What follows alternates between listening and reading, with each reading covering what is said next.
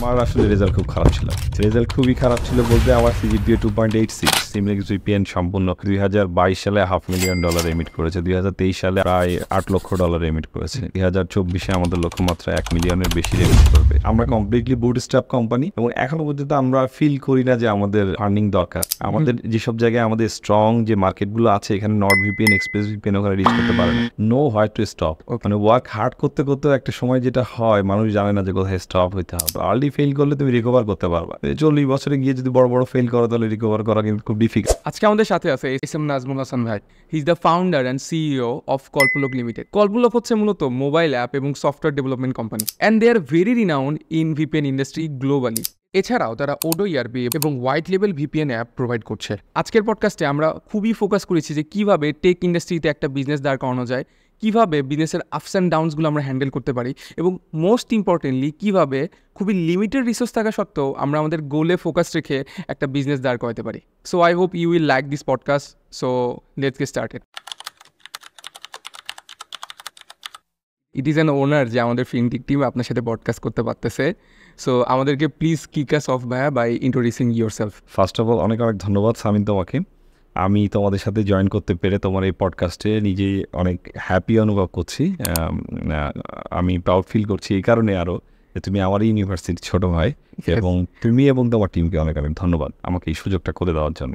আমি এস.এম. নাজমুল হাসান অপু, চুয়েটারি 02 ব্যাচের 33rd batch, computer সায়েন্সে গ্র্যাজুয়েশন করে বের হয় 2007 বের হওয়ার পরে আমি আসলে এই কথাটা সবাইকে বলতে চাই না, কারণ এটাতে মিসগাইডেড হয়। যখন আমি চুয়েট থেকে বের হই, আমার আসলে রেজাল্ট খুব খারাপ ছিল। আচ্ছা, রেজাল্ট খুবই খারাপ ছিল বলতে আমার সিজিপিএ 2.86, বাট এটা আমি বলতে চাই না এই কারণে যে এটা জানলে আমার যারা ফেলো, আমার ইউনিভার্সিটি স্টুডেন্ট বা যারা আমার কথা শুনবে, তারা মিসগাইডেড এইভাবে হতে পারে রেজাল্ট সব কিছু না তার মানে। কিন্তু আসলে কিন্তু ব্যাপারটা তা না। আমার রেজাল্ট যে খুব খারাপ ছিল এটা আমার ব্যর্থতা, এবং আমি সবাইকে গাইড করার সময় এটাই বলি যে কখনো এই জিনিসটা ফলো না করতে। ইউনিভার্সিটি তোমার ফার্স্ট এবং ফরমোস্ট প্রায়োরিটি হওয়া উচিত ভালো রেজাল্ট করা, ভালো কোর্সে স্টাডি করা, দেন বাকিগুলো হওয়া উচিত সেকেন্ড প্রায়োরিটি, থার্ড প্রায়োরিটি, অন্যান্য প্রায়োরিটি। ভালো রেজাল্ট করলে পথ চলা আরও বেশি মসৃণ হয়ে যায়। সো আমার ক্ষেত্রে যেটা ছিল যে আমি যখন বের হইলাম তখন ইন্টারভিউ কল পাইতাম না, কিন্তু স্বাভাবিক ব্যাপার। আমাদের সময় যে কম্পিউটার সায়েন্স থেকে যারা বের হইতো, ভালো ভালো টেলকোগুলোতে তখন জবের খুব ক্রেজ চলছিল, তো ওখানে যেমন নিয়েই ছিল তোমার ইন্টারভিউ কল করার জন্য 3.5 সিজিপিএ লাগবে। সো এটা একটা আমার জন্য ব্যারিয়ার ছিল। ইভেন ভালো সফটওয়্যার কোম্পানিগুলোও ইনিশিয়ালি একটা ভালো সিজিপিএ এক্সপেক্ট করতো, অ্যাটলিস্ট 3 অথবা 3.2। সো সেখান থেকে আমি বাদ পড়ে যেতাম, স্ক্রুটিনাইজ হইতাম না ওখানে।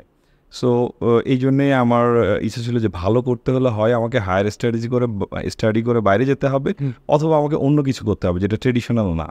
মানে আলটিমেটলি ওই আমরা ইনিশিয়াল স্টেজটাতে একটা ধাক্কা খাইতে পারি যদি আমাদের এইরকম কোনো সিচুয়েশন আমরা পড়ে। রাইট। তো রেজাল্ট ভালো হইলে আসলে পরবর্তী কাজগুলো অনেক সহজ হয়ে যায়। আমরা আপনার কল্পলোক নিয়ে অনেক কথাবার্তা বলতে পারি। মানে you have tons of products যেগুলো মানে গ্লোবালি রুল করতেছে, এবং এর মধ্যে অনেকগুলো প্রোডাক্ট আছে, যেমন আমি ভিপিএনের সেক্টরের কথা বলি, বা সেলস অটোমেশন, বা হসপিটাল ম্যানেজমেন্ট, অনেক কিছু আছে ভাই। বাট আমি কথা বলতে চাই যে মানে একটা পয়েন্ট নিয়ে যে ওয়েন এত কিছু আসলে ছিল না, আপনি জাস্ট যখন ইঞ্জিনিয়ারিং স্টুডেন্ট ছিলেন তখন থেকে আসলে জার্নিটা কেমন ছিল, মানে তখন থেকে আপনার শুরুটা কেমন ছিল, কিভাবে আসলে জিনিসটা হইলো? আচ্ছা, before going to that section Kalpolok নিয়ে একটু ক্লিয়ার করে দিই, যেটা একটু মিসকনসেপশন আছে। কল্পলোক এখন বেসিক্যালি 3টা ভার্টিক্যাল নিয়ে কাজ করে। একটা আমাদের প্রোডাক্ট সিমলেক্স ভিপিএন, এটা একটা গ্লোবাল প্রোডাক্ট যেটা কিনা 3 লক্ষ পেইড সাবস্ক্রাইবার আছে প্রায় 200টা কান্ট্রি থেকে। এটা আমার একটা টিম কাজ করে। আর একটা টিম কাজ করে তারা গ্লোবালি যত ভিপিএন স্টার্ট আপ আছে তাদেরকে end to end solution provide করে। এটা সার্ভিস বেসড টিম। 3 নম্বর যেই টিম তারা লোকাল মার্কেটে কাজ করে ওডো ইআরপি নিয়ে। সো এই 3টা ভার্টিক্যাল কল্পলোকের। দেন আমি শুরু করলাম কিভাবে, ওকে বের হওয়ার পরে জব করি আমি আনুমানিক 3 বছর জব করি সফটওয়্যার ইঞ্জিনিয়ার হিসাবে। আমি মোবাইল অ্যাপ্লিকেশন ডেভেলপার হিসাবে কাজ করি, এবং ওই জিনিসটা আমি বলবো এটা সম্ভবত অনেকের ক্ষেত্রেই হয়। এই জিনিসটা কিন্তু আমার এখনো পর্যন্ত রয়ে গেছে যে আমার কল্পলোকও কিন্তু মোবাইল অ্যাপ্লিকেশন ডেভেলপমেন্টেই এক্সপার্টিস বেশি, যদিও এখন আমি ডাইভার্সিফাই করছি, বাট 2-3 বছর আগেও এই মোবাইল অ্যাপ্লিকেশনেই এক্সপার্ট হিসাবে কাজ করতাম। এটার কারণ হতে পারে আমি নিজে মোবাইল অ্যাপ্লিকেশন ডেভেলপার ছিলাম। তো 3 বছর জব করার পরে আমার অপরচুনিটি আসে একটা বিজনেসের। আমার ফার্স্ট বিজনেস আমি স্টার্ট করি একজন ইন্ডিয়ানের সাথে। আমাদের ফার্স্ট অফিস ছিল হায়দ্রাবাদে, এটার নাম ভক্স ভ্যালি টেকনোলজিস। এখনও এই কোম্পানি আছে এবং দে আর ডুইং গুড। বাট আমি আমার শেয়ার ওখান থেকে সেল করে এক্সিট করেছি। তো ওই বিজনেস আমি করি 2 বছর মতো ভক্সওয়াগন টেকনোলজিসের সাথে। He is my one of the mentor, Sajjan Mallik. তার সাথে আমার বিজনেস ক্যারিয়ার প্রথম শুরু হয় এবং তার কাছ থেকে অনেক কিছু লার্ন করেছি। We are in good terms, still we are in good terms. Second আমি শুরু করি স্পানিটেল, এসপিএল শুরু করি আমি আমারই রুমমেট চুয়েটের রাতের সাথে। এটা শুরু করি ভক্সওয়াগনে ক্লোজ করার পর বাংলাদেশ থেকে শুরু করি। তো আমরা এখানেও প্রায় 3 বছর মতো খুব ভালো ব্যবসা করছি। ওটা মোবাইল অ্যাপ্লিকেশন ডেভেলপমেন্ট ছিল, আমাদের একটা প্রোডাক্ট ছিল ডায়ালার প্রোডাক্ট, ওয়ার্ল্ড ওয়াইড এটার তখন খুবই ডিমান্ড ছিল, specially in the middle east. So ওই প্রোডাক্টে আমরা 3 বছর কাজ করি এবং আমরা অনেক ভালো ব্যবসা করি 3 বছর। তো 3 বছর পরে আমাদের দুইজনের ভীষণ একরকম ছিল না, আসলে দুইজনের 2 রকম ভীষণ ছিল। এই জন্য আমরা দুইজন আবার আলাদা হয়ে যাই, আমরা একটা সেটেলমেন্টে গিয়ে আমি আলাদা হয়ে যাই। 2015 সালের শেষের দিকে আমি কল্পলোক শুরু করি, রেজিস্টার করি আর কি অ্যাকচুয়ালি, এবং 2016 এপ্রিল মাস থেকে অপারেশন শুরু করি। কল্পলোক বেসিক্যালি শুরুতে আউটসোর্সিং কোম্পানি হিসেবে শুরু করছিলাম। হ্যাঁ, মানে ওই আপওয়ার্কের মাধ্যমে, রাইট আপওয়ার্কের মাধ্যমে। তো ওই টাইমে আমার ক্যাপিটাল ভালো ছিল বলতে স্টুডেন্ট অবস্থায় বিজনেস শুরু করতে গেলে যে স্ট্রাগলটা মানুষ ফেস করে, যে ফান্ডের ক্রাইসিস, ক্যাপিটাল নাই, সবাই এই ডিলেমার মধ্যে থাকে সে আসলে জব করবে নাকি বিজনেস করবে, কারণ বিজনেস শুরু করাটা আসলে খুব বেশি ডিফিকাল্ট হয়ে যায়, অনেক বেশি ডিফিকাল্ট। তো আমি যখন কল্পলোক শুরু করি, আমি আসলে ওই স্টেজ তখন পার হয়ে আসছি। কল্পলোক শুরু করার সময় আমার যথেষ্ট পরিমাণ ক্যাপিটাল ছিল এবং তখন আমার কল্পলোক ছাড়াও আরও কয়েকটা বিজনেসে ইনভলভমেন্ট ছিল। যেমন দুবাইতে আমার 2টা কোম্পানি ছিল, একটা কনস্ট্রাকশন কোম্পানি ছিল, একটা ট্রেডিং বিজনেস ছিল, বাংলাদেশে একটা রেস্টুরেন্টও ছিল। মানে কল্পলোক শুরু করার স্টেজের কথা আমি বলছি। সো এগুলো আমি আর্ন করেছি ভক্সওয়াগনে, আমার ফার্স্ট বিজনেস এবং সেকেন্ড বিজনেস এসপিএল, এগুলো থেকে। সো কল্পলোক যখন শুরু করি তখন মোটামুটি আমি অনেক কিছু শিখেও ফেলছি বিজনেসে। সো মোটামুটি পরিপক্ক অবস্থায় শুরু করছি, বাট এটাই যথেষ্ট ছিল না, কারণ কল্পলোকেও কিন্তু কয়েকটা স্টেজ আসছে। যেমন 2015 সালে কল্পলোক শেষের দিকে রেজিস্টার করছি, যেটা বললাম 16 এপ্রিল থেকে শুরু করি, বাট 19 পর্যন্ত আমরা কিন্তু কোনো লাভের মুখ দেখি নাই বললে চলে। 19-এ এসে ব্রেক ইভেনে আসি। তো 16, 17, 18 3 বছর কল্পলোক লসেই চলে। বাট এই লসটা বেয়ার করার মতো ক্যাপাবিলিটি আমার, তখন তো আপনি নিজের টাকা দিয়ে ফান্ড করতেছিলেন। রাইট। আমি 18 সাল পর্যন্ত কল্পলোক থেকে 1 টাকাও স্যালারি নিই নাই। বাট আমার যেটা আছে, একটা গুড জিনিস আমার আছে, সেটা আমি বলবো, from the starting of my business career এখন পর্যন্ত আলহামদুলিল্লাহ আমি কখনো আমার স্টাফদের বা টিম মেম্বারদের স্যালারি 5 তারিখের বেশি হয় না এরকম কখনো, শুধু স্যালারি না বোনাসও। তো যখন আমি শুরুর দিকে ক্যারিয়ার শুরু করেছি, বিজনেস ক্যারিয়ার, ইভেন কল্পলোক 3 বছর লসও করছে, বাট এটা কখনো হয় নাই যে অন টাইমে স্যালারি দিতে পারে নাই কল্পলোক বা আমার আগের ভেঞ্চারগুলো। সো কল্পলোকের ক্ষেত্রে এটা পুরোটাই আমার ফান্ডিং ছিল, আমরা ব্রেক ইভেনে যাই নাই, but still we were earning, মানে রেভিনিউ জেনারেট হচ্ছিল। Right, revenue from the very beginning আমরা রেভিনিউ জেনারেট করছিলাম, বাট আমরা মাইনাসে ছিলাম। 19 থেকে আমরা প্রফিট শুরু করি এবং প্রফিটটা আসে আমাদের যে ফ্ল্যাগশিপ প্রোডাক্ট সিমলেক্স ভিপিএন এর হাত ধরে। তো সিমলেক্স ভিপিএন এ আসার গল্পটা বেশ মজার। এটা কেমন, আমরা তো আউটসোর্সিং করতাম, তো মোবাইল অ্যাপ্লিকেশন ডেভেলপমেন্টই করতাম বেশিরভাগ। ওই সময় আমাদের একটা তুর্কির একটা ক্লায়েন্ট, ওর নাম ছিল Mohammad Saikan, still we are in good terms again. ওর একটা প্রজেক্ট করি ওর কোম্পানির জন্য, ওর একটা কর্পোরেট কোম্পানির জন্য ভিপিএন অ্যাপ ডেভেলপ করা লাগবে, হোয়াইট লেভেল, মানে তারা নিজস্ব ভিপিএন অ্যাপ ডেভেলপ করতে চায় তাদের ব্র্যান্ডে, তাদের নিজস্ব এমপ্লয়ির জন্য। They have very very large employee base. তো এই কাজটা আমরা করার পরে ওর সাথে ও যেমন ওখানকার, ও অ্যাকচুয়ালি ওই কোম্পানির কনসালটেন্ট হিসাবে কাজ করতো, মানে সে বাইরে থেকে এরকম থার্ড ওয়ার্ল্ড থেকে প্রোডাক্ট ডেভেলপ করে সে ওখানে সেল করতো, এই টাইপের ব্যাপার। তো তার মাথা থেকে এই বুদ্ধিটা আসে যে রিটেল বিজনেস করা যায়, ভিপিএন এর রিটেল বিজনেস করা পসিবল। দেন আমাদের আইডিয়াটা আসে যে আমরা তো মোবাইল অ্যাপ ডেভেলপ করছি, সো এই ব্যাক এন্ডে কিছু কাজ করলে আমরা ভালো একটা প্রোডাক্ট লঞ্চ করা যায়। সো ওই টাইমগুলোতে যেমন নর্ড ভিপিএন আমরা সবাই চিনি, Nord there giant actually, express VPN. তো এইসব চিন্তা মাথায় রেখেই আমরা শুরু করি যে why not let's try a product. তো আমরা সিমলেক্স ভিপিএন লঞ্চ করি 2018-তে। এটা মানে রেভিনিউ জেনারেট করতে খুব বেশি টাইম লাগে নাই। 2019-এ আলহামদুলিল্লাহ খুব ভালো করছে, যদিও ভিপিএন মার্কেট আমি বলবো is a very very very competitive market. হ্যাঁ, আমি কোয়েশ্চেনটা ওইখানেই করতে চাইতেছিলাম ভাই। সেটা হচ্ছে যে আমি আপনাদের একটা পোস্টে দেখছি, মানে আপনাদের ফেসবুক পেজে, সেটা হচ্ছে মানে আমি সত্যি কথা বলতে এর আগে ভিপিএন ইন্ডাস্ট্রি নামে আমি জানতাম না, মানে এটা হয়তো আমার হইতেছে ল্যাকিংস হইতে পারে। তো ভিপিএন ইন্ডাস্ট্রিতে প্রতি বছর অ্যাপ্রক্সিমেটলি 41% হারে গ্রোথ হচ্ছে, এবং মোটামুটি এই ডেকেডের পরে শুরুতেই প্রায় এটা $350 মিলিয়ন একটা কোম্পানি হইতে পারে। কিন্তু মানে মানে আমি যেটা জানতে চাই এক্স্যাক্টলি মানে এই যে ভিপিএন ইন্ডাস্ট্রিটা কাজ করছে কিভাবে এবং কোম্পানিদের কেন এই জিনিসটা দরকার পড়তেছে, মানে ওদের কি কাজে জিনিসটা হেল্প করতেছে? Very good question. দেখো সামিন, তুমি কি জানো আমাদের ওয়ার্ল্ড ওয়াইড এখন ইন্টারনেট ইউজার কত? 6 বিলিয়ন। 6 বিলিয়ন মানুষ ইন্টারনেট ইউজ করে এবং এর মধ্যে প্রায় 1.2 বিলিয়ন মানুষ কখনো না কখনো ভিপিএন ইউজ করেছে তাদের এই ইন্টারনেট ইউজের জার্নির সময়। ভিপিএন আসলে কেন দরকার? অনেক কারণেই দরকার হইতে পারে। আমাদের সবার একটা যে কমন ধারণা আছে যে রেস্ট্রিক্টেড কন্টেন্ট অ্যাক্সেস করার জন্য ভিপিএন ইউজ করা দরকার পড়ে, এটা আমাদের পারসেপশনটা আসছে কারণ আমরা ওই পারপাজেই বেশি ইউজ করছি। বাট ভিপিএনের বেসিক্যালি যেটা ইউজ কর্পোরেট লেভেলে যদি বলি, এখানে তো মেসিভ ইউজ আছে তাদের এক্সেস প্রোটেকশনের জন্য, মানে ইন্ট্রুডার যাতে তাদের ডাটা সিন না করতে পারে, তাদের ডাটা যেন হ্যাক না করতে পারে, এই জন্য তারা নিজেদেরকে সেফ রাখার জন্য ভিপিএন ইউজ করে। সো বিটুবিতে ভিপিএন আসলে অনেক আগে থেকেই ইউজ হয়ে আসছে। বড় বড় কোম্পানি লাইক সিসকো, পালো আল্টো, অনেকেই ভিপিএন সার্ভিস প্রোভাইড করে। দে আর প্রোভাইডিং হার্ডওয়্যার এবং তারা অ্যাকচুয়ালি বিগ বিটুবিতে প্রোভাইড করে। বাট রিটেইলে এটা জনপ্রিয় হচ্ছে বিভিন্ন কারণে। তোমরা জেনে থাকবা যে প্রচুর পরিমাণে হ্যাকিং হচ্ছে, মানুষ সোশ্যাল মিডিয়াতে এত বেশি ইনভলভ, সোশ্যাল মিডিয়া না, বিজনেস পার্সন বা এমনি ইন্ডিভিজুয়ালে স্ট্যান্ড অ্যালোন অনেক ব্যাঙ্কিংয়ের কাজে তারা যখন ইউজ করে হ্যাকিং হয়, প্রচুর পরিমাণে হ্যাক হচ্ছে। তো এটা থেকে বাঁচার জন্য অনেকে ভিপিএন ইউজ করে। ভিপিএন ইউজ করলে সুবিধাটা যেটা, যে তুমি যখন পাবলিক ওয়াইফাই ইউজ করবা বা ইভেন তোমার হতে পারে তুমি এই যে চুয়েটে বসে আমরা যে ইনকিউবেটরে আছি এখানে হয়তো কোনো একটা ওয়াইফাই ইউজ করছি, সবাই কিন্তু আশেপাশে টেক স্যাভি লোকজন এখন অনেক, তুমি টেরও পাবো না। এখানে হয়তো একজন হ্যাকার বসে আছে, সে কোনোভাবে তার ওয়াইফাইয়ের মধ্যে ঢুকে সে তোমার সবার ডাটা এখান থেকে নিতে পারবে। হ্যাকাররা বেসিক্যালি এই কাজই করে এবং পাবলিক ওয়াইফাই হচ্ছে হ্যাক করার একটা অন্যতম মাধ্যম। যেমন আমরা যখন 3G বা ডেটা ইউজ করি তখন যেটা হয় যে আমরা ডিপেন্ড করছি কার উপরে? আমরা ডিপেন্ড করছি টেলকোর উপরে। টেলকো কিন্তু মোটামুটি রিলায়েবল, দে আর রিলায়েবল, যে আমরা রিলাই করতে পারি যে গ্রামীণ ফোন, বাংলা লিঙ্ক, তারা আমাদের ডাটা নিয়ে করবে না। কিন্তু যখন তুমি ওয়াইফাই ইউজ করছো, ওয়াইফাইটা বিভিন্ন মাধ্যম হয়ে তোমার কাছে আসছে এবং এখানে ডেটা ব্রিচ হওয়ার অনেক অপশন আছে। যখন তুমি একটা ওয়াইফাই ডিভাইস ইউজ করছো সেখান থেকে ডেটা ব্রিচ হওয়ার অপশন আছে। যখন তুমি লোকাল আইএসপির মাধ্যমে সে ব্রডব্যান্ড কানেকশনটা আসছে, আইএসপি থেকে তোমার ডেটা ব্রিচ হওয়ার অপশন আছে। যখন তুমি ভিপিএন ইউজ করে তোমার সেন্সিটিভ কাজগুলো করবা, তখন যেটা হবে কি, ওরা ডেটা পাইলেও ওই ডেটা রিড করতে পারবে না। সো এটা হচ্ছে সব থেকে বেশি রিজন, মানে সব থেকে বড় রিজন ভিপিএন ইউজ করে।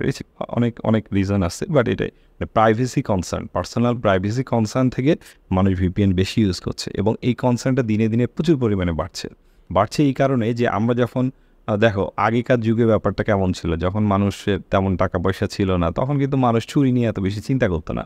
যখন মানুষের টাকা পয়সা হওয়া শুরু করলো তখনই তারা টাকা পয়সা সেভ করার ব্যাপার বা সম্পদগুলো সেভ করার ব্যাপারে কনসার্ন হইল। সো এখন কিন্তু যুগটা ইনফরমেশন, আমরা সবাই জানি এখন সব থেকে বড় সম্পদ হচ্ছে ইনফরমেশন, ডেটা। সো এই ডেটাটা যখন অত বেশি অ্যাভেলেবেল ছিল না তখন এটা প্রোটেকশনের ব্যাপারে মানুষ চিন্তা করে না, কারণ ডেটা এখন এত বেশি ডেটা হয়ে গেছে, সো এখন প্রোটেকশন একটা কনসার্ন হয়ে গেছে। সো ডেটা প্রোটেকশন যখন কনসার্ন হয়ে গেছে তখন এটাকে সেফ করার কনসার্ন চলে আসছে। এটাকে তুমি কিভাবে সেফলি তোমার ডেটা আদান প্রদান করতে পারবা। So here VPN plays the role. Okay, মানে বেসিক্যালি ভাই আমি যদি একটু নর্মাল ভাষায়, মানে আমি যেভাবে বুঝলাম, মানে বেসিক্যালি এটা অনেকটা সাইবার সিকিউরিটির একটা পার্ট। Security, right. আমরা যে ভিপিএন, সিমলেক্স ভিপিএন যেটা করে, cyber security retail product, you can say retail product, cyber security retail product হচ্ছে ভিপিএন।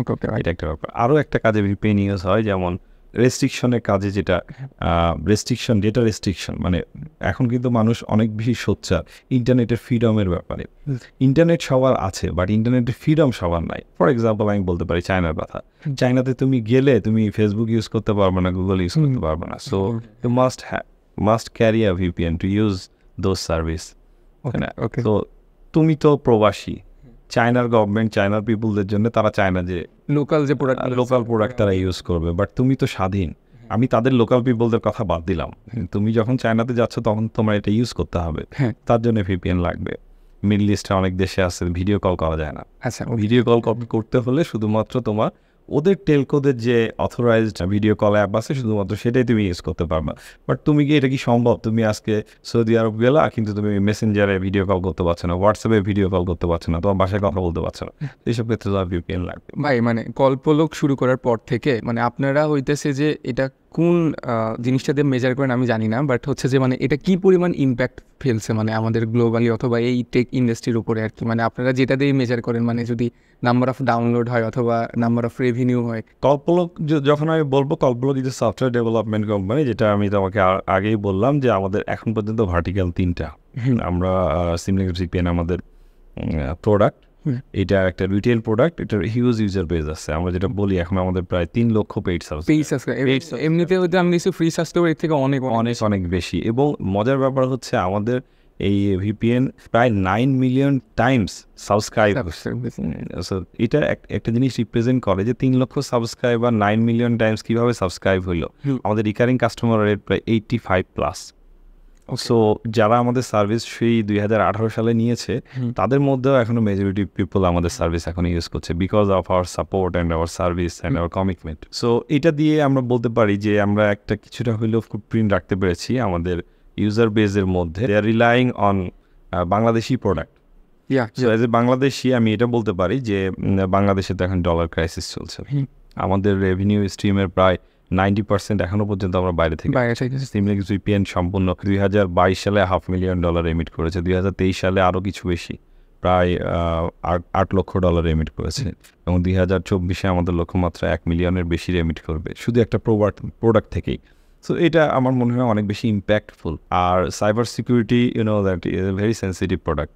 মানুষ কেন, তুমি যখন শুনবা যে একটা আমেরিকান সাইবার সিকিউরিটি প্রোডাক্ট, তোমার ইমপ্রেশনটা যেমন হবে, তুমি যখন শুনবা যে একটা বাংলাদেশি সাইবার সিকিউরিটি প্রোডাক্ট, এটা তোমার ক্ষেত্রে না, যেটা আমি বাইরের ক্ষেত্রে বললাম, তোমার ক্ষেত্রেও এটা হতে পারে, বা ইভেন বাইরের দেশের মানুষের ক্ষেত্রে আরও বেশি। তারা কেন ট্রাস্ট করবে? মানে তারা third world country cyber security প্রোডাক্টের উপর কেন ট্রাস্ট করবে? আমি বলবো যে এখানে আমরা ভালো ইম্প্যাক্ট রাখতে পারছি, যে এত সংখ্যক ইউজার বেস, এবং we are committed to them, they are relying on us, they are recurring, they are subscribing our product again and again. So আমি বলবো অনেক বেশি ইম্প্যাক্ট রাখতে পারছি। আর 2 নম্বর যেটা বলবো সেটা হচ্ছে যে আমাদের কিন্তু একটা টিম আছে, তারা গ্লোবালি ভিপিএন স্টার্ট আপগুলোকে end to end solution provide করে। এখন এখানে একটা কোশ্চেন আসতে পারে যে ভাই, আপনার তো নিজস্ব ভিপিএন প্রোডাক্ট আছে, আপনি কেন আবার ভিপিএন স্টার্ট আপদেরকে সার্ভিস দিচ্ছেন, কেন আপনি আপনার কম্পিটিটর তৈরি করছেন? সো এটার আনসার হচ্ছে, এই কোশ্চেন আমাকে প্রায়ই অনেকে করে, আসলে মার্কেট এত বড় এবং আমার সেই ক্যাপাবিলিটি নাই পুরো মার্কেটে প্লে করার, এবং আসলে এটার জন্য অনেক অনেক বেশি ফান্ডের দরকার। আমরা কমপ্লিটলি বুটস্ট্র্যাপ কোম্পানি, এবং এখনও পর্যন্ত আমরা ফিল করি না যে আমাদের ফান্ডিং দরকার।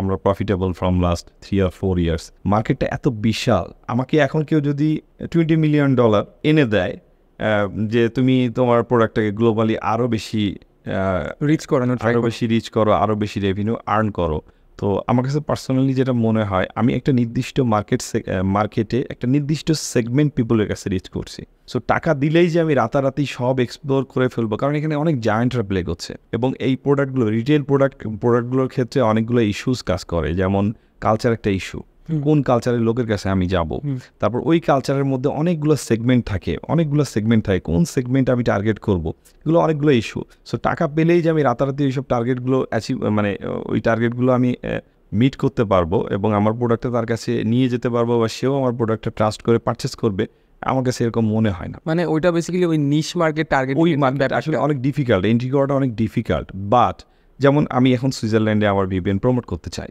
তো আমার কাছে পার্সোনালি মনে হয় আমার সিমলেক্স ভিপিএন সুইজারল্যান্ডে প্রমোট করার থেকে একজন সুইসকেও যদি সুইজারল্যান্ডে তার ভিপিএন প্রোডাক্ট প্রমোট করে, সে দ্রুত মার্কেট ক্যাপচার করতে পারবে। সো এইখান থেকে আমার কাছে এই আইডিয়াটা আসছে, যেহেতু আমরা বিশ্বে সব জায়গায় আমরা রিচ করতে পারবো না, লাইক নর্থ ভিপিএন আসলে সব জায়গায় রিচ করতে পারে না। আমাদের যেসব জায়গায় আমাদের স্ট্রং যে মার্কেটগুলো আছে, এখানে নর্থ ভিপিএন, এক্সপ্রেস ভিপিএন ওখানে রিচ করতে পারে না, আমরা ওখানে পাইওনিয়ার। সো এই চিন্তাভাবনা থেকেই আসছে, কারণ ওই মার্কেটগুলোতে আমি আসলে পেনিট্রেট করতে পারবো না, আমার জন্য এত ইজি না। Why not earning some more money, why not generate another revenue stream? So এই চিন্তাভাবনা থেকে ওখানে আসছে।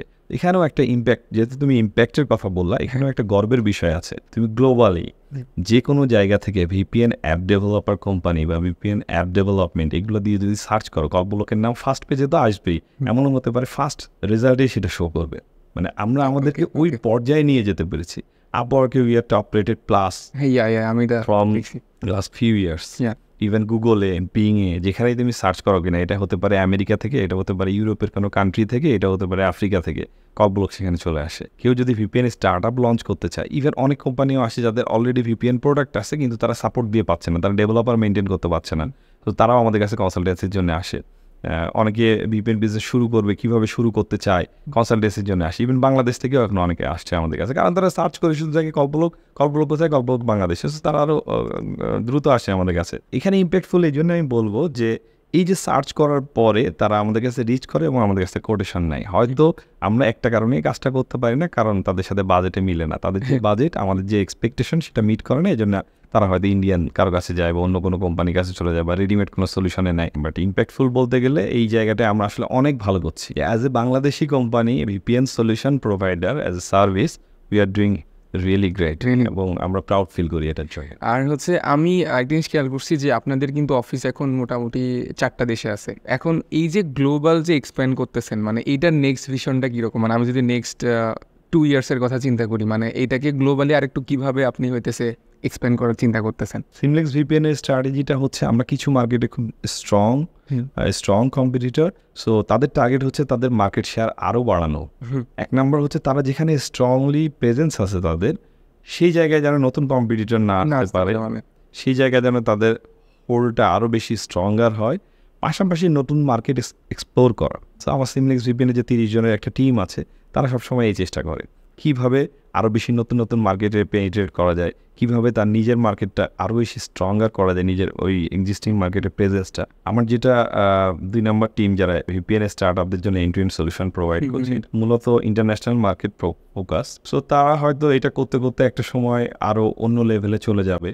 অন্য লেভেলে যাওয়ার পরে তারা হয়তো নতুন টেকনোলজি অ্যাডাপ্ট করবে, নতুন টেকনোলজিতেও তারা কাজ শুরু করবে, এভাবে তাদের টিমটা এক্সপ্যান্ড। আর রিসেন্টলি আমি আমার বিজনেস ডাইভার্সিফিকেশনের জন্য, যে কোনো বিজনেস কিন্তু ডাইভার্সিফিকেশন দরকার, ডাইভার্সিফিকেশন না করলে যেটা হয় সাস্টেনেবিলিটি আসে না, যেটা আমি আমার এক্সপিরিয়েন্স থেকে আগের বিজনেসগুলোতে দেখছি। সো এই কথাটা মাথায় রেখে আমরা ওডো ইআরপিতে কাজ করি। এটা মানে 2023 থেকে শুরু হয়েছে। 23 থেকে এখনও এটা প্রায় 1 বছর ধরে আমি ইনভেস্ট করছি, এখনও আমার এটা ব্রেক ইভেনে আসে নাই, চলে আসবে ইনশাআল্লাহ খুব শীঘ্রই। আমরা ওডোর একটা এক্সপার্ট টিম তৈরি করছি। এটা করার কারণ হচ্ছে যে বিজনেস সফটওয়্যারের ডিমান্ড কিন্তু always will be there. VPN হয়তো আজকে আমরা দেখছি 5 বছর পরে ভিপিএন হয়তো থাকবে না, নতুন কোনো কিছু চলে আসতে পারে, সেটা ডিমান্ড আসতে পারে, সো মার্কেট ফল করতে পারে। একটা প্রোডাক্টের লাইফ সাইকেল থাকে, যে কোনো টেকনোলজিক্যাল প্রোডাক্টের একটা লাইফ সাইকেল থাকে। সো ভিপিএন এভাবে অন্য কোনো মাধ্যমে চলে যেতে পারে, আমরা যদি সেভাবে আমাদের ডেভেলপ না করতে পারি, আমাদের মার্কেট লুজ করতে পারি। সো এইসব চিন্তা ভাবনা থেকে নতুন ডাইভার্সিফিকেশন প্ল্যান হিসেবে আমরা ওডো ইআরপিতে আমাদের টিম তৈরি করছি। এবং ওডো ইআরপিতে আমার প্ল্যান হচ্ছে যে বাংলাদেশকে অ্যাকচুয়ালি টেস্ট বেড হিসেবে নিচ্ছি। বাংলাদেশের ঢাকা, চিটাগং, সিলেট, রাজশাহী ডিভিশনাল যে ডিস্ট্রিক্টগুলো আছে, এরপর অন্যান্য ডিস্ট্রিক্টে আমরা চেষ্টা করব যে ইআরপিটা যত জায়গায় দরকার, কারণ অনেক ধরনের সফটওয়্যার এর মধ্যে আছে, এগুলো দেওয়া। পাশাপাশি অ্যাকচুয়াল প্ল্যান হচ্ছে ওডোর ডিমান্ডটা মিডল ইস্টে এবং ইউরোপে অনেক বেশি।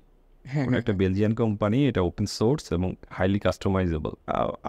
তুমি আমাকে জিজ্ঞেস করতে পারো ভাই আপনি নিজের ইআরপি কেন ডেভেলপ করছেন না? নিজে ইআরপি ডেভেলপ করা ইজ নট এ জোক, অনেক অনেক অনেক খরচের ব্যাপার। একটা প্রোডাক্ট অনেক ইনভেস্টমেন্টের ব্যাপার, এবং প্রোডাক্ট ডেভেলপ করা ইজ টু মাচ রিস্কি। এটা আমি অন্যান্য যারা প্রোডাক্ট বেস বিজনেসে আসতে চায় তাদেরকে আমি বলবো, যে কোনো প্রোডাক্ট ডেভেলপ করার আগে অনেক কিছু চিন্তা করতে হবে তোমাকে। তুমি একটা প্রোডাক্ট আজকে মাথায় আসলো, আজকে ডেভেলপ করা শুরু করে দিলা, কিন্তু এটা সাকসেস হবে কি না হবে কোনো গ্যারান্টি নাই। তুমি হয়তো ডেভেলপমেন্ট তোমার শেষ হইলো, মার্কেট থেকে তুমি ফিডব্যাক যাচাই না করে, ডিমান্ড আছে কি না বা অনেক কিছু যাচাই না করেই তুমি মার্কেটে চলে গেলা, প্রোডাক্ট ডেভেলপ করলো, অনেক টাকা খরচ করলা, দেখলা যে শেষে গিয়ে তোমার কাস্টমারই অ্যাকসেপ্ট করতেছে না তোমার প্রোডাক্ট। এরকম হওয়ার চান্স এরকমই বেশি হয়, মানে আর্লি স্টেজে যারা প্রোডাক্ট ডেভেলপ করে এটাই বেশি হয়। সো ইআরপি, আমার তো ইন্ডাস্ট্রি নলেজ নাই, ইআরপিতে অনেক ধরনের ইন্ডাস্ট্রির জন্যই। তুমি একটা সিআরএম ডেভেলপ করবা, এই সিআরএম এর জন্য শত শত ইন্ডাস্ট্রি আছে, তো একটা সিআরএম ডেভেলপ করলেই তো হবে না, এইসব ইন্ডাস্ট্রি নলেজ তো তোমার থাকা লাগবে, তাই না? আমি একটা সিআরএম ডেভেলপ করলে কি হয়ে যাবে? হয়তো আমি একটা সিআরএম ডেভেলপ করছি হসপিটালের জন্য, সেটা শুধু হসপিটালেই চলবে, ওই সিআরএম নিয়ে গিয়ে আমি একটা ই কমার্সকে দিতে পারবো না, সেটা চলবে না। সো ওডো চুজ করার কারণ এটা, তারা কিন্তু অনেক দিন থেকে, প্রায় 2004 সাল থেকে তারা শুরু করছে, এখন 2024 সালে তারা একটা পর্যায়ে আসছে, they are unicorn company. Most of all তারা ওপেন সোর্স এবং এখানে দেওয়ার অনেক কিছু আছে। তো আমার প্ল্যান হচ্ছে ইআরপি ওডোতে এক্সপার্টিস গ্রো করা, এবং যেহেতু এটার মার্কেট ওয়ার্ল্ড ওয়াইড, যেমন আমি ইউরোপে অর্ডার সেল করতে পারছি, আমি মিডল ইস্টে অর্ডার সেল করতে পারছি, ইভেন আমি বাংলাদেশে অর্ডার সেল করতে পারছি। সেগুলো করতে করতে একটা সময় গিয়ে আমার অনেক বেশি নলেজ ডেভেলপ হবে ইআরপি বিজনেস সফটওয়্যারের উপরে, আমার অনেক বড় টিম হবে। পরে গিয়ে আমি চিন্তা করতে মানে পারি ওই কালচারটা বোঝা, হ্যাঁ, ওই জিনিসটা বোঝা, তারপরে গিয়ে আমি চিন্তা করতে পারি ইআরপি প্রোডাক্ট ডেভেলপ করা সম্ভব কি না, সেটা আমি তখন চিন্তা করবো। এখন আমি চিন্তাই করছি না এই ব্যাপারে। সো ভিশন যদি বলো, যেটা জিজ্ঞেস করলা, সিমলেক্স ভিপিএনে আমার ভিশন হচ্ছে ওয়ার্ল্ডের টপ 10 ভিপিএন কোম্পানির মধ্যে আসা।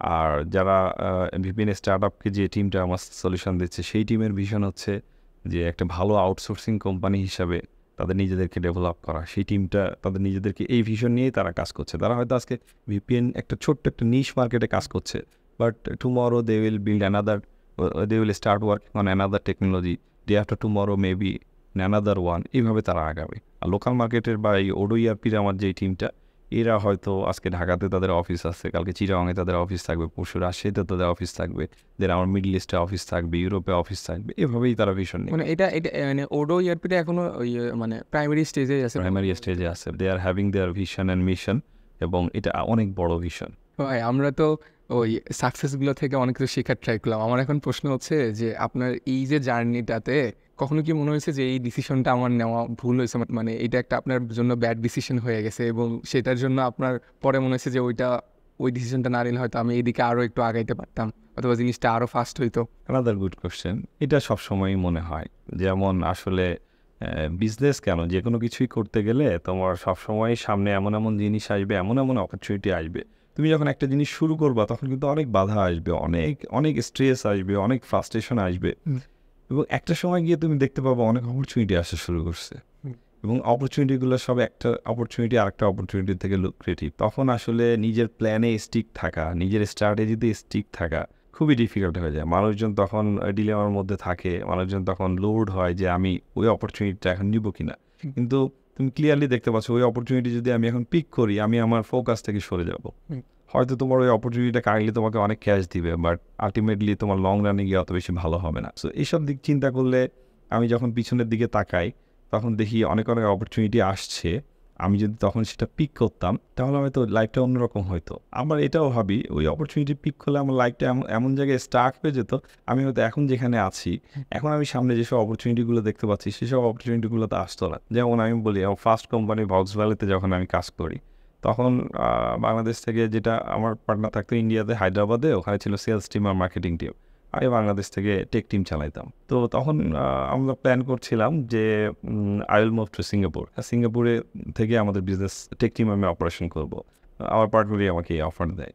তো তখন আমি কোনো একটা কারণে আমার বিদেশ যাওয়ার অত বেশি ইচ্ছা ছিল না, কোনো একটা কারণে যাই নাই। পরে মনে হতো না ওখানে গেলে অনেক ভালো হতো, আবার এখন মনে হয় না ওখানে গেলে আমি ওখানে স্টাক হয়ে পড়ে থাকতাম। এখন যে ফ্রিডম আমার কাছে আছে, এখন আমি যেসব ইয়ে নিয়ে কাজ করি, যেভাবে চিন্তা করতে পারি, তখন হয়তো আমি এক জায়গায় স্টাক হয়ে যেতাম। সো এরকম আরও অপরচুনিটি বিভিন্ন সময় আসছে। এখন মনে হয় যে ওই অপরচুনিটিগুলো নিয়ে নেয় হয়তো ভালো হয়েছে।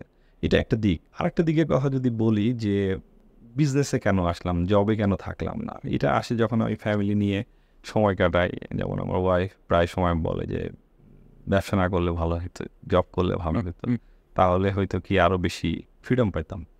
আসলে যারা জব করে তারা চিন্তা করে যে ব্যবসা করলে বেশি ফ্রিডম পাওয়া যেত, কারণ আমি আমার মতো করে ছুটি নিতে পারতাম, সব কিছু নিতে পারতাম। আসলে ব্যবসা করতে গেলে তখন উল্টোটা হয়, ছুটি তো পাওয়া যায় না তখন আসলে ওইভাবে। যেমন আমার ওয়াইফ চিন্তা করে যে যারা এখন বাইরের দেশে ভালো ভালো টেক জায়ান্টে জব করছে তারা অনেক ভালো আছে, এত বেশি টেনশন নেই। আমি যেমন অনেক টেনশন নিয়ে থাকি, এত বেশি টেনশন নেই, বাইরের দেশে থাকা যায় তো আরও ভালো হইতো।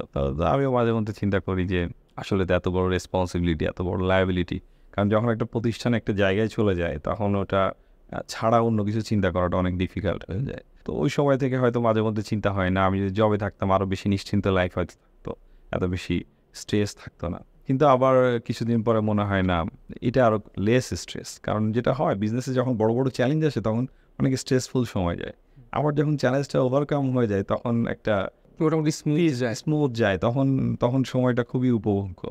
সো ওই সময় এই ডিলেমাগুলো আসলে সবসময় থাকবে। আচ্ছা, সবসময় থাকবে, এগুলো আমাদেরকে ডিল করতে হবে। আচ্ছা, মানে আমাদের মোস্ট অফ দ্য মানে অডিয়েন্স কিন্তু হইতেছে অনেক বেশি ইয়াং, এবং আমরা যেহেতু এই ধরনের কন্টেন্ট বানাই, সো আমরা এটা ধরে নিতেই পারি যে তারা হয় কিছু শুরু করছে অথবা কিছু শুরু করতে চাইতেছে। মানে আপনি যদি তাদেরকে ইনিশিয়াল কিছু অ্যাডভাইস দিতে চান, মানে তারা আসলে কীভাবে জিনিসটাকে শেপ আপ করতে পারে, কীভাবে তার আইডিয়াটাকে নিয়ে সামনে আগাইতে পারে, এটা নিয়ে যদি কিছু তাদেরকে বলতে চান। Before going to that question, আমি যেটা আগে যে কোশ্চেন আনসার করছি আমার লাস্ট জিনিস অ্যাড করি, ওকে। যে সবসময় এই ডিলেমার সময় মনে হবে যে ওটা করলে ভালো হতো, এটা করলে ভালো হতো। তো এই ক্ষেত্রে আমি সবাইকে একটা কথাই বলি যে রবীন্দ্রনাথের যে কবিতা আছে, রবীন্দ্রনাথের কি আমি জানি না, নদীর এপার কয় ছাড়িয়া নিঃশ্বাস, ওই পারেতে সর্বসুখ আমার বিশ্বাস। ওকে। আমি সরি, কার লেখা এটা আমি মনে করতে পারছি না এই মুহূর্তে। সবসময় এরকম মনে হয় যে ওই পাশের ঘাসটা মনে হয় বেশি সবুজ। নাও ইয়াং এন্টারপ্রেনার, আমি যেহেতু এন্টারপ্রেনার নিয়ে কথা বলছি, তার আগে বলার আগে যেটা আমি বলবো যে কোনো ক্যারিয়ার ডেভেলপ করার আগে কিছু প্রায়োরিটি সেট করা উচিত। যেহেতু ছুটিটা এখন আমি যাদের যে অডিয়েন্সকে লক্ষ্য করে আমি কথাগুলো বলছি, তারা আমি ধরে নিচ্ছি যে সবাই এখন স্টাডি করছে। সো প্রায়োরিটিটা এইভাবে সেট করা উচিত। ফার্স্ট অ্যান্ড ফরমোস্ট প্রায়োরিটি হওয়া উচিত কোর্স স্টাডি খুব ভালো করে করা এবং রেজাল্টটাকে ভালো করা। কারণ এটাতে সে যদি সাকসেসফুল হয়, বাকিগুলো তার জন্য খুব ইজি হয়ে যাবে। তার সামনে কিন্তু অনেকগুলো ডোর ওপেনার থাকবে।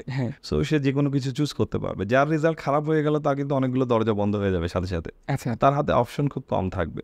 সো অপশন বেশি থাকলে একটু পিসফুলি ডিসিশন নেওয়া যায়। তো ওদের জন্য সাজেশন, অবশ্যই রেজাল্টটা ভালো করতে হবে, পড়াশোনায় ফোকাসড হতে হবে। দেন অবশ্যই ক্যারিয়ার ডেভেলপমেন্টের জন্য একটা প্ল্যান থাকতে হবে। Career plan is a must.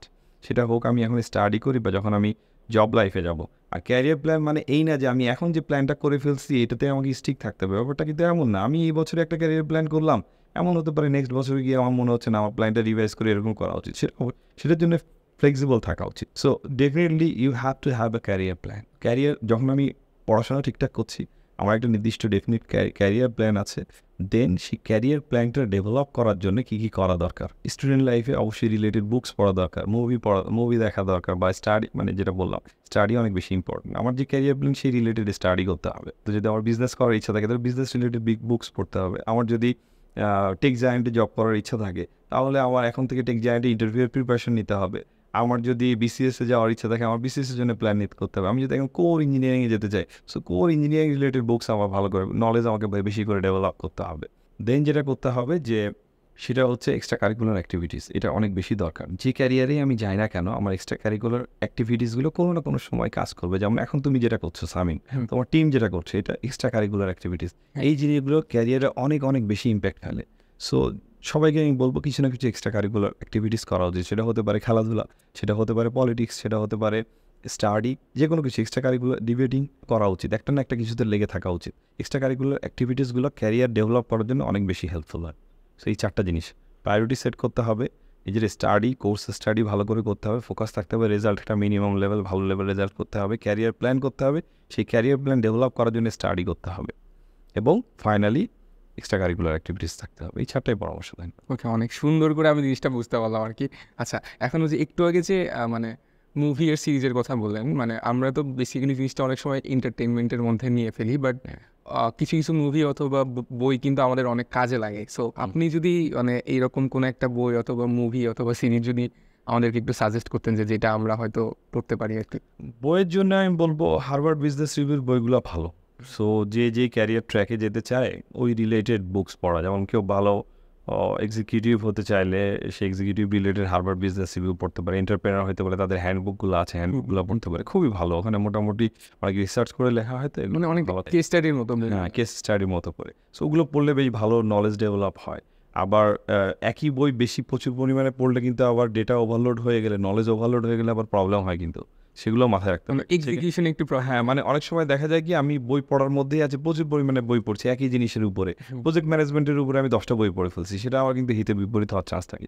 এটাও মাথায় রাখতে হবে। বেটার হচ্ছে একটা জিনিস ঠিক করে নিয়ে সেটার উপরে এগেইন অ্যান্ড এগেইন রিভিশন করা, এটা ভালো স্ট্র্যাটেজি। মুভির কথা বললে আমার পার্সোনালি হবে হ্যাপিনেস মুভিটা অনেক বেশি মোটিভেশন দেয়। সো ওটা আমি বলতে পারি ওটা দেখলে ভালো। এটা ক্যারিয়ার যে কোনো কিছু করার জন্যই এই মুভিটা বেশ ভালো কাজে দেয়। হ্যাঁ, দারুণ একটা পার্সুইট অফ হ্যাপিনেস, রাইট। আরও অনেকগুলো মুভি আছে, আপাতত একটাই থাকে।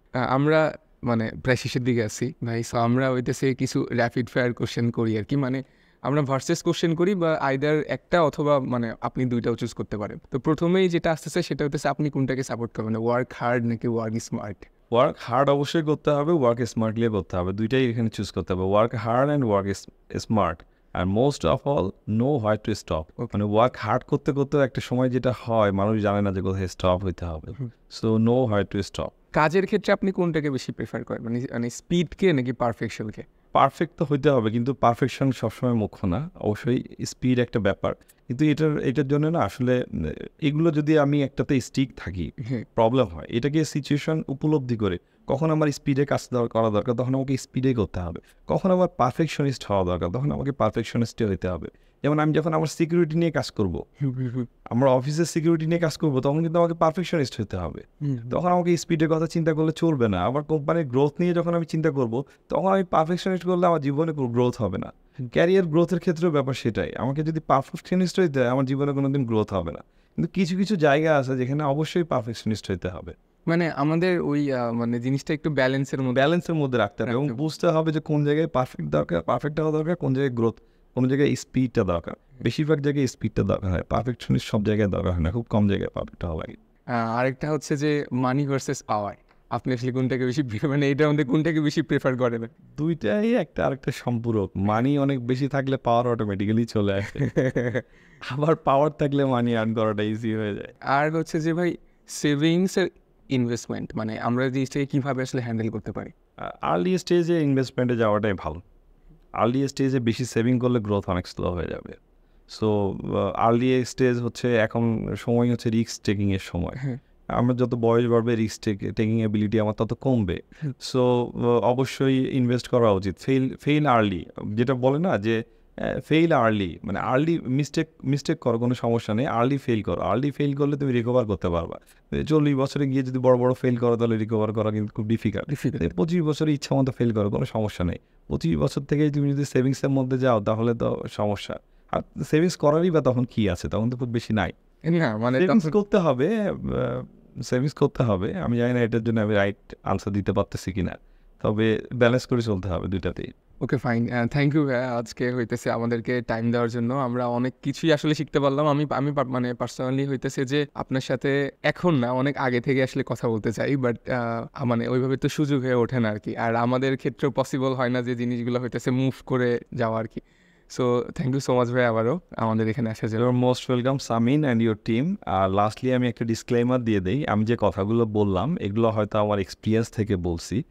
আর এইসব কথাগুলো আসলে একটা স্টেজে আসার পরে বলাটা অনেক ইজিয়ার, বাট যারা শুনবে তাদের জন্য অনেক ডিফিকাল্ট। সো হাইলি মোটিভেশন নিয়ে অনেক কিছু করে ফেলা ঠিক না। নিজে এক্সপিরিয়েন্স করতে হবে, নিজেকেই ডিসিশন নিতে হবে। আলটিমেট ডিসিশন মেকার কিন্তু তুমি নিজেই।